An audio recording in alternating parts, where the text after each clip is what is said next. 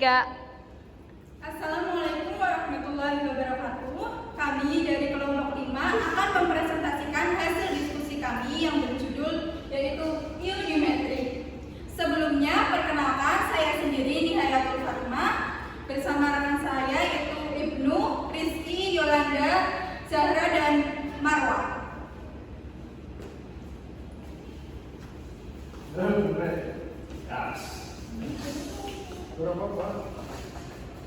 Selamat datang. Yang pertama-tama yaitu ada pengertian ionometri. Ionometri merupakan literasi langsung dengan menggunakan baku iodin dan digunakan untuk analisis kuantitatif senyawa-senyawa yang mempunyai potensial oksidasi lebih kecil daripada sistem iodium-iodida yang digunakan untuk senyawa-senyawa yang bersifat reduktor yang cukup kuat seperti vitamin C. Literasi ionometri adalah literasi berdasarkan reaksi oksidasi antara iodin sebagai peniter dengan reduktor yang memiliki potensial oksidasi lebih rendah dari sistem iodium-iodida. Literasi ionometri merupakan literasi langsung terhadap zat-zat yang potensial oksidasinya lebih rendah dari sistem iodium-iodida sehingga zat tersebut akan teroksidasi oleh iodium. Cara melakukan analisis dengan menggunakan senyawa produksi iodium itu secara langsung disebut literasi ionometri, di mana digunakan larutan iodium untuk mengoksidasi reduktor-reduktor yang dapat dioksidasi secara kuantitatif pada titik ekuivalennya.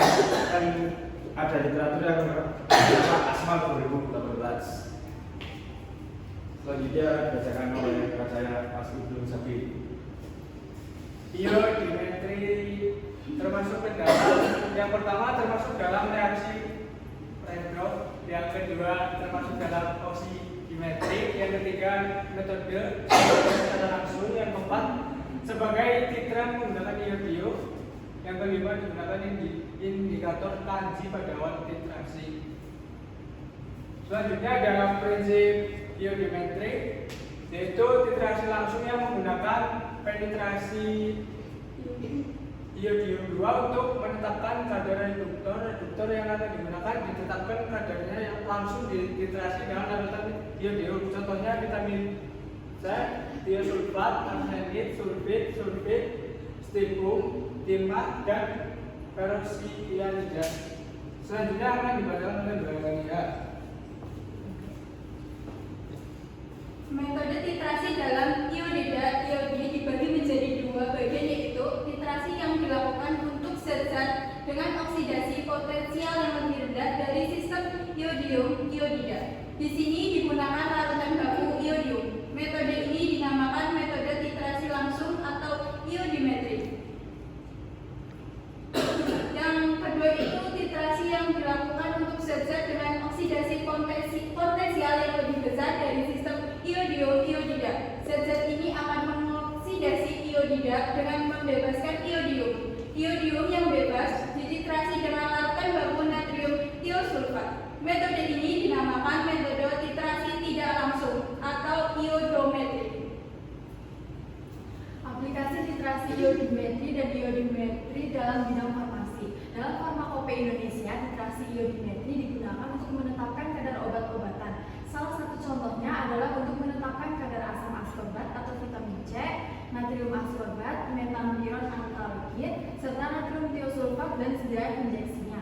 Dalam bidang farmasi, metode titrasi ionometri digunakan untuk menentukan kadar zat-zat yang mengandung oksidatif, misalnya C1, Cl, Fe, 3, Cu2, dan sebagainya, sehingga mengetahui kadar suatu zat berarti mengetahui mutu dan kualitasnya.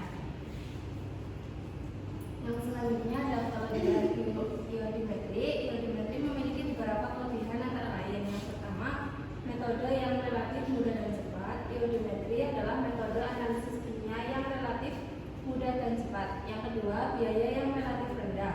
Ionometri memiliki biaya yang relatif rendah dibandingkan dengan metode analisis kimia lainnya. Yang ketiga, dapat digunakan untuk analisis konsentrasi senyawa yang berbeda-beda. Ionometri dapat digunakan untuk menentukan konsentrasi senyawa yang berbeda-beda. Selanjutnya adalah kekurangan ionometri.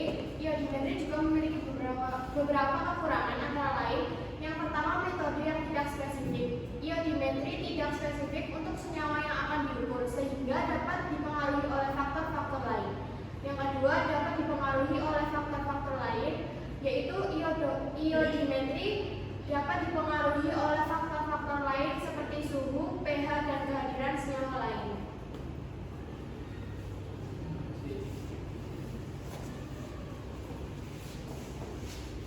Terima kasih cukup sekian presentasi dari kelompok 5. Jika ada pertanyaan silakan di kolom komentar ya. Sekian, wassalamualaikum warahmatullahi wabarakatuh.